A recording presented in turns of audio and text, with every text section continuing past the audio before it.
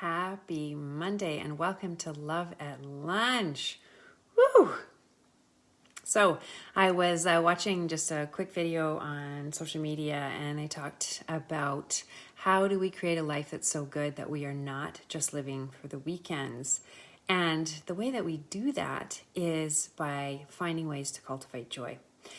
So it's not our fault that we don't necessarily experience a lot of joy, especially with all that's going on, and to know that we have a negativity bias, which means that our brains are meant to focus on the negative because it used to keep us from being a saber-toothed tiger's lunch.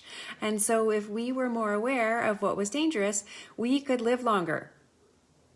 That's very helpful. So we want to retrain our brain to notice more joy. And joy is surrounding us all day long, every day. It's in little spots just waiting to be found. And what we want to do is create an opportunity for our brains to notice more of them. So finding more joy is like a brain training program. And so when we think about joy, and you might be on here today and feeling tired and weary, and the last few months, years have been really, really tough. And you're thinking, I wouldn't even know joy if it smooched me straight in the mouth. So first of all, we want to understand what joy is. And so joy is defined as a feeling of delight or excitement or happiness. Or maybe even we start with a feeling of contentment. So you want to start thinking about, if you're not feeling good now, what did joy feel like before? And maybe it's just like a 2-degree change from where you are now. And that would feel more joyful. So almost like you've got a joy meter and you're going to turn it up. So if joy is not part of your regular everyday life, think about some of the feelings that you long to feel: contentment, peace, happiness, connection, love, and the emotions that go with that place. That's where you can start to notice joy. And then the next part we're going to do is to notice where we experience joy. And I am going to invite you to start a joy journal. Now, if a joy journal just makes you just think, no, I'm not starting a joy journal, there is a lot of value to writing things down. It helps our brains to relive them. Our brains are incredibly complex and incredibly simple at the same time. So if we take the time to write down and reflect where we experienced what we think feels like joy, if joy just feels too long and far away from us. And if you know what joy feels like to you, to capture your joy spots. So this is going to be the challenge for the week, or the invitation, is to think throughout the day, or at the end of the day, or at the beginning of the day before, where is it that I experience some joy? And if, like I said, if joy does not feel like part of your feeling forte right now, just even think, where did I feel good? And stealing one of the tools from Martin Seligman, one of my favorite therapists and father of psychology, positive psychology, think, what was it? Why did I experience joy?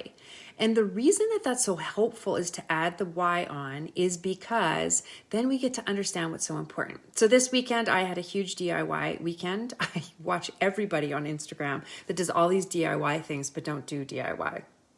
It's kind of weird.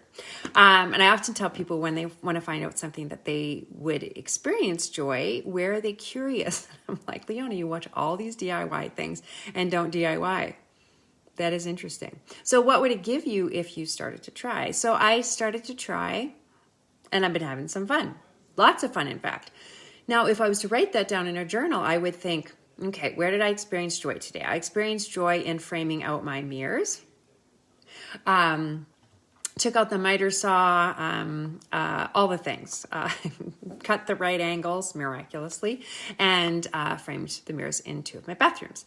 I experienced tremendous joy, but I want to savor that moment in order to understand more of it and allow my brain to relive it twice. So I did spend some time thinking about it yesterday and writing it down.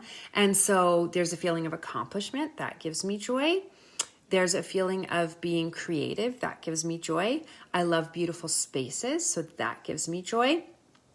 I also get joy when I do something brave. And so me mitering corners on something that's going to eventually be put up feels very brave. I would prefer not to use a chop saw because I could screw up or cut my fingers off. And I had a dad with half a finger. I know how this goes. So, but reliving that moment and asking myself why helps me understand where joy is cultivated in my life. So here is the challenge, or my invitation, is to every day spend some time reflecting on what brought you joy that day, or again, if you don't feel joy yet, what made you feel good that day, or better than you normally do if you're having a tough time, and then ask yourself why. And my invitation would be to write down at least 3 things that spark joy for you, and permission to have it the tiniest thing possible, because joy is often found in very small moments. We're just too busy, too tired, too overwhelmed to find those joy spots. And so if we want to find more joy, we want to notice those little tiny spots in our lives that create joy. We want to give ourselves opportunity to savor them, like I'm inviting you to have a joy journal, and then think about the why behind it, and that'll show you more ways that you can cultivate joy. So all the joy to you this week and all the love to you this week. If I can do anything to help you cultivate joy, send me a message, and I'd love, love, love to support you. Thank you for spending your time here with me. I'm going to go have some lunch. Love you.